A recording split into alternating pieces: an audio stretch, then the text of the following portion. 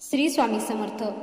कलियुगातील कोणती 5 सत्य आहेत जी भगवान श्रीकृष्णांनी महाभारत काळामध्ये सांगितली होती आणि ती सगळी सत्य प्रत्यक्ष रूपामध्ये आजच्या काळात सिद्ध होत आहेत.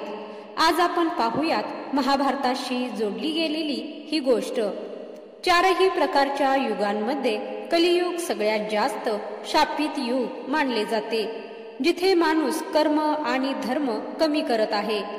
ही कहाणी महाभारत काळातील आहे, जेव्हा पांडवांच्या मनामध्ये कलियुगाविषयी जाणून घेण्याची जिज्ञासा उत्पन्न झाली.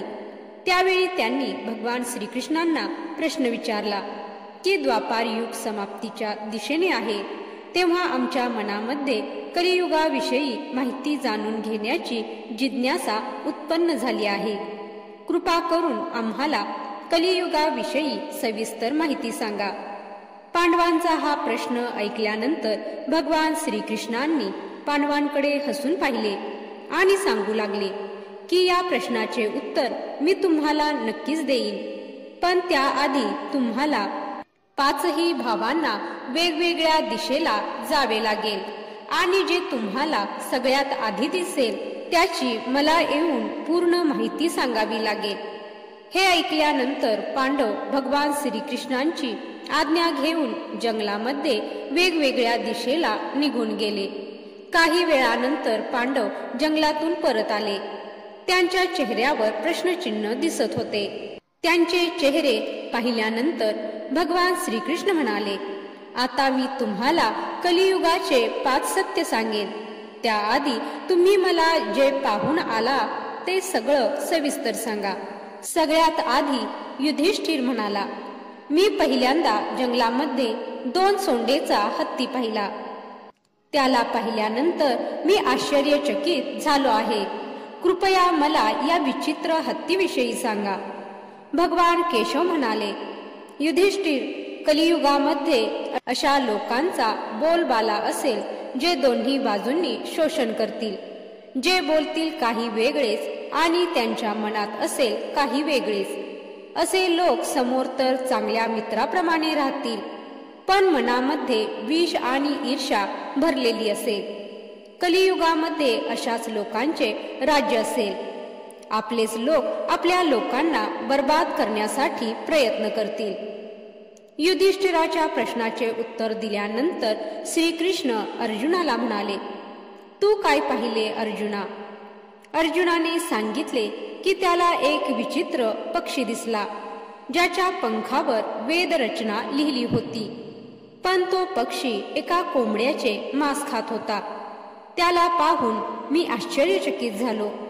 अर्जुनाचे बोलणे ऐकल्यानंतर भगवान श्रीकृष्ण म्हणाले की हे अर्जुन, कलियुगामध्ये असे जे लोकांच्या नजरेमध्ये खूप ज्ञानी आणि धार्मिक असतील, पण खरे तर त्यांच्या मनामध्ये फक्त कपट आणि लालचच असेल, असे लोक फक्त या संधीची वाट पाहत राहतील की कोणीतरी दाम्पत्य मरावे आणि आपण त्यांच्या संपत्तीवर हक्क दाखवावा.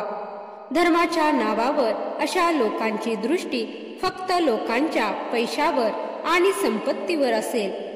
वास्तविक जे थोडे खरे संत असतील, पण त्यांचे प्रमाण खूप कमी असेल. त्यानंतर भीमाने श्रीकृष्णांना म्हटले, हे केशव, मी जे पाहिले ते सुद्धा विश्वास ठेवणे योग्य नव्हते. मी पाहिले की एक गाय त्याच्या बछड्याला प्रेमाने इतकी चाटत होती की त्याला सगळीकडे रक्त आले. कृपया माझ्या प्रश्नाचे उत्तर देऊन माझ्या मनातील शंका दूर करा. भगवान श्रीकृष्ण भीमाच्या प्रश्नाचे उत्तर देताना म्हणाले, हे भीम, कलियुगातील लोक आपल्या मुलांवर इतकं प्रेम करतील की त्यांचा विकास पूर्णपणे थांबून जाईल. त्यांच्या प्रेमामुळे त्यांची मुलं कौटुंबिक बंधनामध्ये गुंतून राहतील.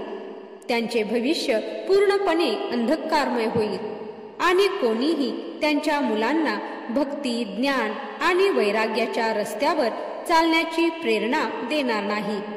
त्यामुळे ते मोहमायेच्या जाळ्यामध्ये पूर्णपणे फसतील.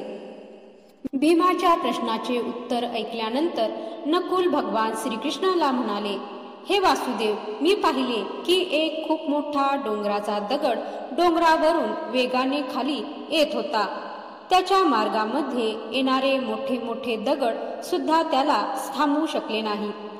पण एका छोट्याशा रोपाला धडकून तो दगड थांबला. ही घटना पाहून मी पूर्णपणे आश्चर्यचकित आहे. कृपया मला या प्रश्नाचे उत्तर द्या. कसे मोठे मोठे दगड दगडाला रोखू शकले नाहीत? त्याला एका रोपाने कसे थांबवले?